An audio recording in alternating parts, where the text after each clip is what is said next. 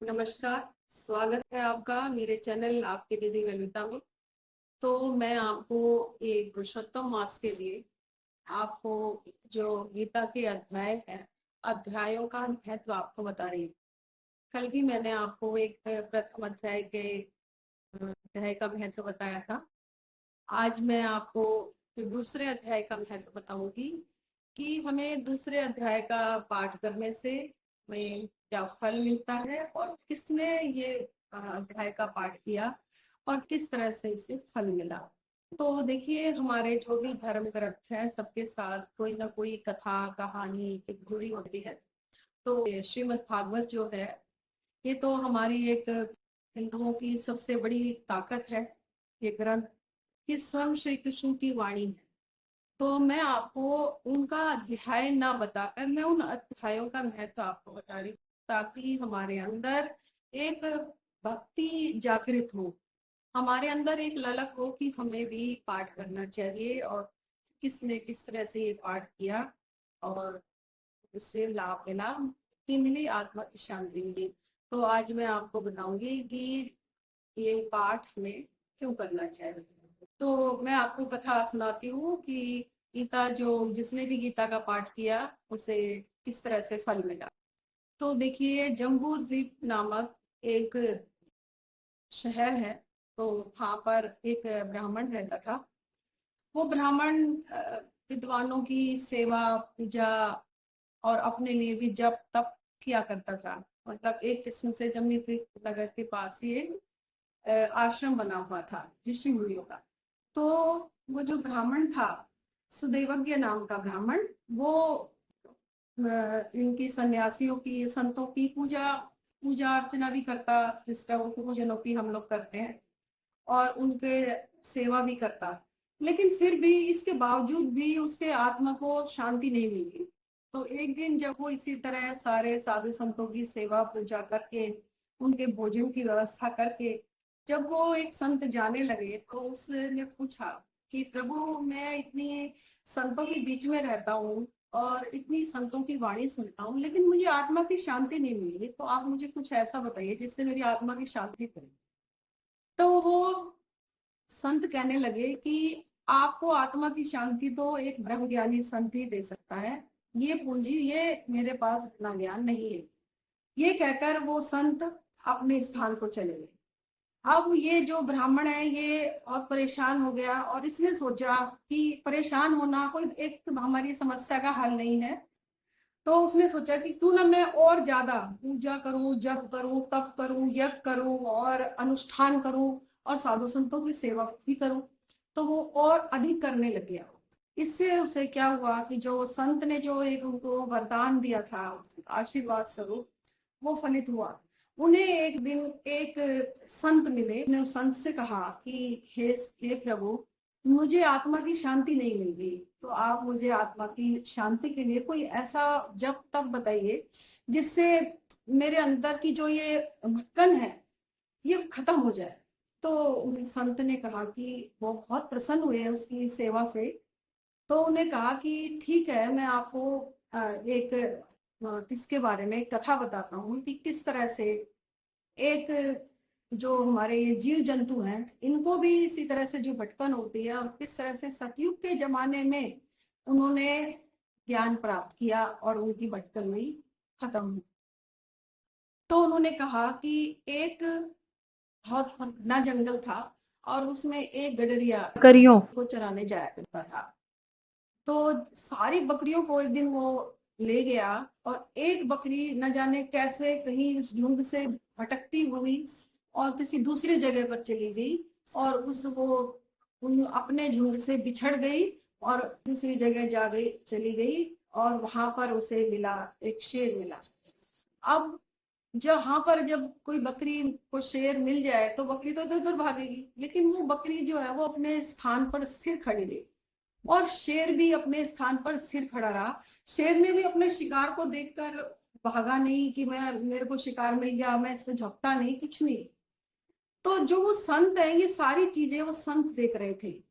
अब ये जो संत हैं ये जो पूछ रहे हैं उनको ये व्याख्यान बता रहे हैं। तो कहने लगे कि मैं भी भाग्यवश वहां पर चला गया और मैं ये सब देख रहा हूँ। तो वो जो और कहने लगे कि मुझे ये देखकर बड़ा आश्चर्य हुआ कि एक बाघ खड़ा है और बकरी खड़ी है, और ना बकरी डर रही है ना बाघ उसको खा रहा है। कहने लगे कि मैं इससे ज्यादा मुझे आश्चर्य जब हुआ जब ये बात कर रहे हैं आपस में, बकरी भी और बाघ भी। तो ये कह रहे हैं आपस में कि मुझे आप मुझे खा क्यों नहीं रहे, मैं आपके सामने खड़ी हूँ।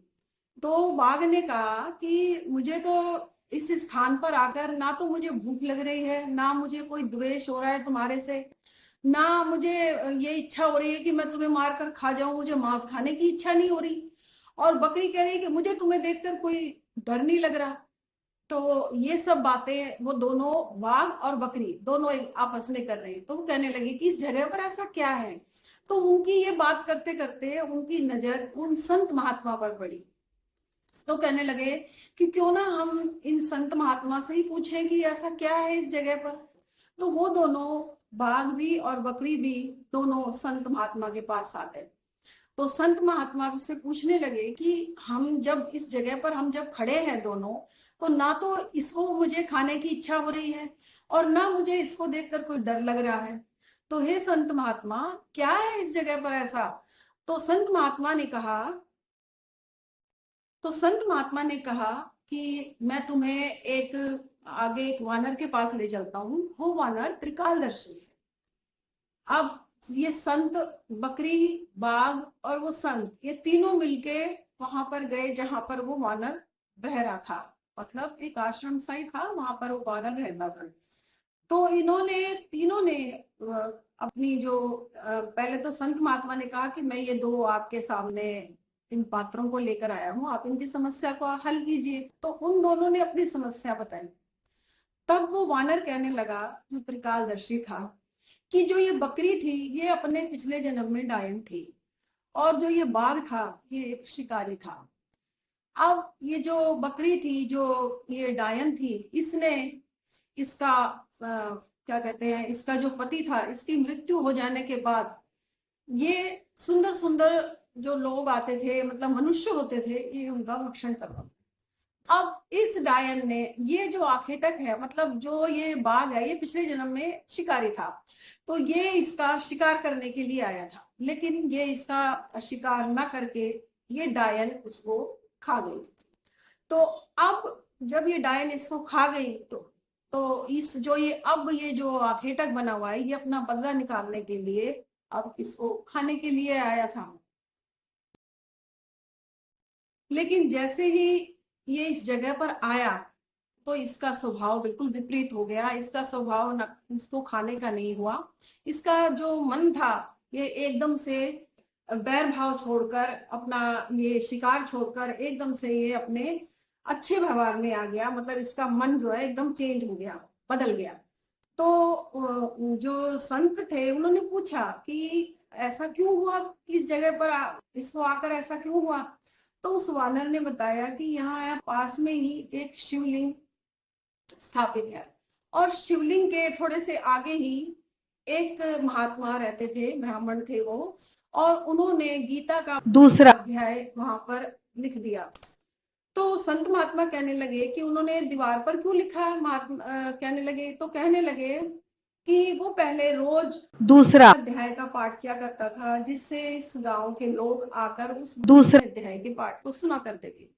लेकिन जब उसे लगा कि अब मेरी आयु बहुत ज्यादा हो चुकी है, तो ऐसे में ऐसा क्यों ना करूं कि जिससे और लोग आकर भी इसे पढ़े।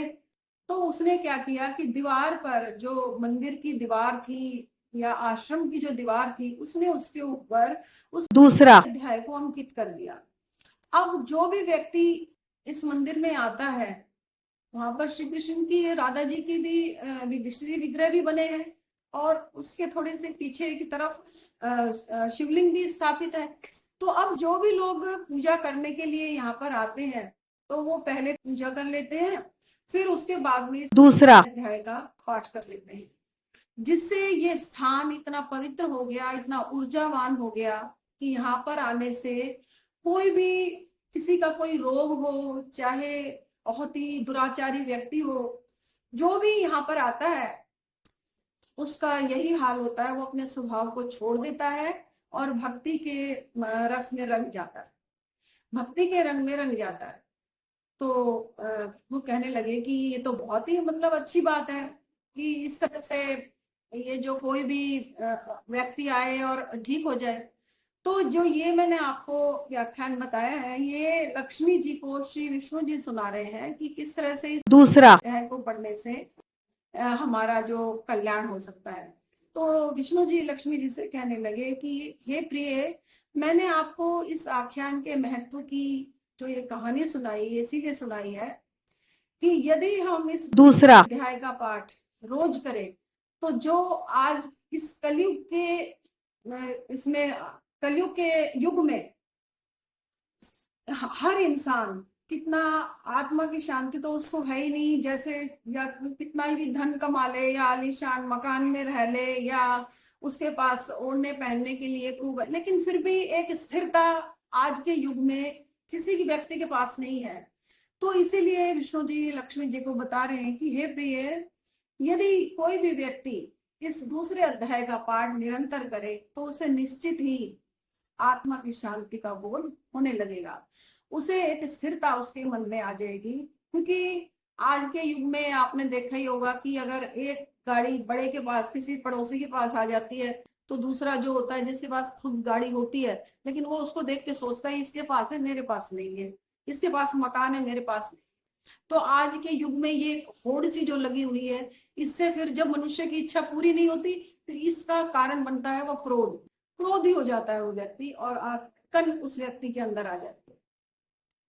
तो देखिए मैंने आपको जो ये बताया, ये आप जो ये मैंने जो आपको गीता के दूसरे अध्याय का जो पाठ बताया है आपको जरूर करना चाहिए। अगर आप दूसरे अध्याय का पाठ पूरा ना कर सकें तो एक श्लोक का पाठ ही आप कीजिए।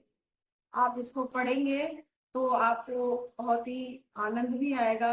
जैसे कोई नकारात्मकता घर में है या कोई जैसे आजकल कहते हैं कि नजर लग गई, ये हो गया उसको, ये सब चीजें हमारे घर से दूर हो जाती है, हमारे अंदर एक आत्मविश्वास आ जाता है, एक निडरता आ जाती है हमारे अंदर, हमारे साथ हमारे प्रभु हैं। तो मैंने आपको ये सुनाया। यदि आप पाठ नहीं भी कर रहे हैं तो मैं आपको जो ये अध्यायों का महत्व लेकर जो आपके सामने आई हूँ, आप रोज इसे सुनिए, इससे भी आपको आत्मा की शांति अवश्य मिलेगी।